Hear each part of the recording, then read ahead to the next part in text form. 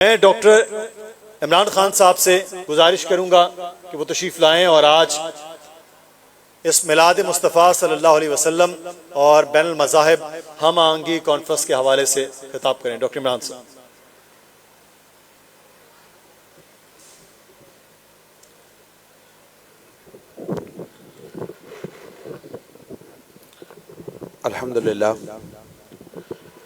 الحمدللہ رب العالمین نحمدہ ونصلی علی رسولہ الکریم اما بعد فاعوذ باللہ من الشیطان الرجیم بسم اللہ الرحمن الرحیم ورفعنا لک ذکرک آمنت باللہ صدق اللہ العلی العظیم وصدق رسولہ النبی الامین الکریم اما بعد۔ جس کے لیے جہاں پیدا کیا، جس نے خدا کو دیکھا ہوا،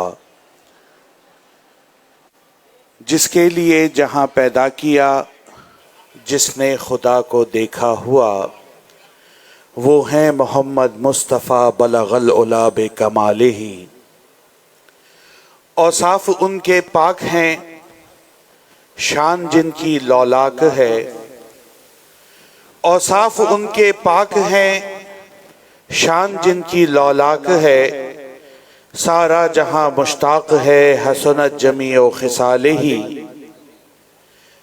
جب کی نبی نے یک نظر، ہو گیا سارا جہاں بدر۔ جاتا رہا ان سے کفر، کشفت دجا بجمالہ۔ چڑیا بھی پڑتی ہیں جب اڑتی اور پھرتی ہیں۔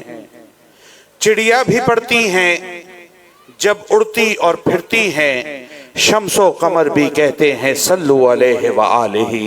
درود پاک کا ایک دفعہ نذرانہ پیش کیجئے۔ اللہم صلی علی سیدنا و مولانا محمد و بارک وسلم وصلو علیہ۔ میرے عزیز دوستوں، نہایتی واجب الاحترام علماء کرام، اسٹیج پر بیٹھی ہوئی مختلف شخصیات اور مختلف مذاہب اور مختلف مسالک سے تعلق رکھنے والے لوگ، اور میرے پیارے بھائی بہنیں،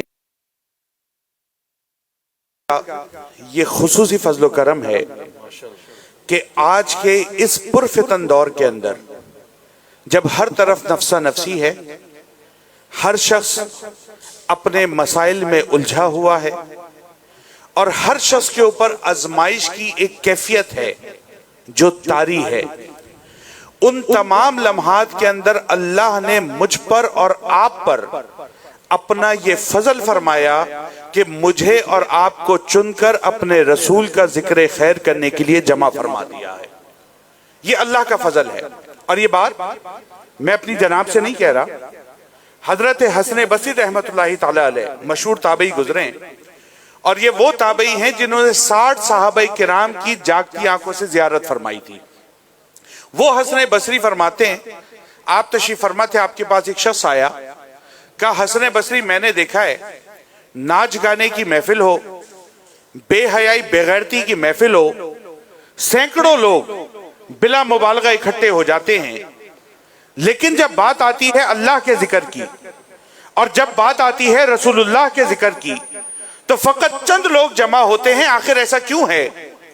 آپ نے یہ بات سنی تو سن کر فرمایا صاحبزادے ذرا یہ تو بتاؤ اپنے گھر میں کبھی کسی غیر کو بلاتے ہو؟ اپنے گھر میں کبھی کسی غیر کو بلاتے ہو؟ کہا نہیں حضرت غیر کو تو نہیں بلاتا۔ کہا کس کو بلاتے ہو؟ کہا جس سے ایک محبت ہے، ایک تعلق ہے، وہ مجھ کو جانتا ہے، میں اس کو جانتا ہوں، اس کو اپنے گھر بلاتا ہوں، اور جس سے کوئی تعلق نہیں اس کو اپنے گھر بھی نہیں آنے دیتا۔ تو آپ نے فرمایا پھر یاد رکھو اللہ کے ذکر کی مجالس اور رسول اللہ صلی اللہ علیہ وسلم کی آمد مبارکہ اور آپ کے فضائل کے لیے منعقد کی جانے والی مجالس، یہ وہ مقامات ہوا کرتے ہیں جہاں اللہ اپنے انہی بندوں کو بلاتا ہے جن سے خاص طور کے اوپر اللہ رب العزت محبت فرمایا کرتا ہے۔ تو یہ اللہ کا فضل ہے کہ اللہ نے مجھے اور آپ کو چن کر اس پورے کراچی سے نکال کر آج اپنے ذکر کے اس حلقے کے اندر مجتمع ہونے کی توفیق مرحمت فرمائی ہے۔ میں 2-4 جملوں میں اپنی گفتگو کو سمیٹوں گا۔ پہلے تو اس آیت کو سمجھ لیں کہ اللہ نے اپنے پیارے حبیب علیہ الصلوۃ والسلام آپ کے لیے ارشاد فرمایا وَرَفَعْنَا لَكَ ذِكْرَكَ، اے ہمارے رسول ہم نے آپ کے ذکر کو آپ کی رضا کے خاطر بلند فرما دیا ہے۔ اہل علم جو عربی لغت پہ دسترس رکھتے ہیں اس بات کو سمجھتے ہیں کہ اگر یہ آیت کریمہ اس طرح نازل کی جاتی کہ وَرَفَعْنَا ذِكْرَكَ، ہم نے آپ کا ذکر بلند کیا، تو یہ بات علمی اعتبار سے، لغوی اعتبار سے، اصطلاحی اعتبار سے مکمل اور جامع ہوتی۔ لیکن اللہ رب العزت نے یہ نہیں فرمایا وَرَفَعْنَا ذِكْرَكَ کہ ہم نے آپ کا ذکر بلند کیا، بلکہ اللہ نے فرمایا وَرَفَعْنَا لَكَ ذِكْرَكَ، اے میرے رسول ہم نے آپ کی رضا کے خاطر آپ کے ذکر خیر کو بلند فرما دیا ہے۔ تو فرماتے اس کا مطلب یہ ہوا کہ نبی علیہ الصلوۃ والسلام سے پہلے جتنے انبیاء کرام آئے انہوں نے جو جو عبادات کی مقصود اس کے اندر وہ اللہ کی رضا تھی۔ حضرت آدم علیہ السلام آئے، عبادات کی مقصود اللہ کی رضا تھی۔ حضرت نوح علیہ السلام آئے، عبادات کی مخصوص اللہ کی رضا تھی۔ حضرت ابراہیم علیہ السلام آئے، عبادات کی مقصود اللہ کی رضا تھی۔ حضرت یوسف علیہ السلام آئے، حضرت یونس علیہ السلام آئے، حضرت موسیٰ علیہ السلام آئے، حضرت عیسیٰ علیہ السلام آئے۔ الغرض حضرت آدم علیہ السلام سے لے کر حضرت عیسیٰ علیہ السلام تک جتنے انبیاء کرام آئے ان تمام کی عبادات کا مقصود اللہ کی رضا تھی۔ لیکن جب باری آئی آمنہ کے لال کی، جب باری آئی بے مثل و بے مثال کی، تو اللہ نے فرمایا وَرَفَعْنَا لَكَ ذِكْرَكَ، اے میرے مصطفیٰ وہ سارے میری رضا کے طالب تھے مگر میں تیری رضا کے خاطر تیرے ذکر خیر کو بلند فرما رہا ہوں، میں تیری رضا کے خاطر تیرے ذکر خیر کو بلند کر رہا ہوں۔ تو یہ اللہ کا فضل ہے کہ اس نے جو ذکر خیر کو بلند کیا اس ذکر خیر کی بلندی میں آج مجھے اور آپ کو بھی حصے دار بنا دیا ہے۔ اس ذکر خیر کے اندر مجھے اور آپ کو بھی حصے دار بنا دیا اس انداز میں کہ آج میں اور آپ مل کر بھی نبی علیہ الصلوۃ والسلام کا ذکر خیر بلند کر رہے ہیں۔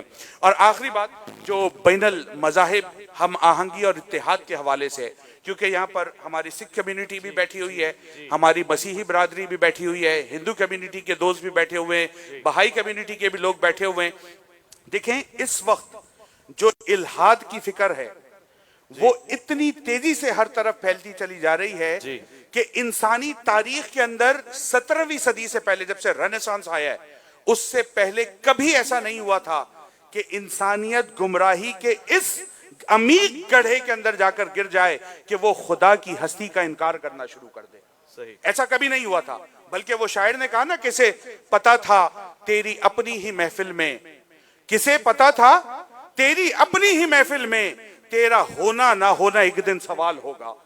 یعنی کوئی سوچ بھی نہیں سکتا تھا کہ انسان گھٹیا پن کے اس درجے تک گر جائے گا کہ وہ دنیا جس میں رہ رہا ہے اور جس خدا نے اس دنیا کو بنایا وہ اسی خدا کے بارے میں سوال کرے گا کہ whether the God exists or not، کہ خدا وجود بھی رکھتا ہے یا نہیں رکھتا۔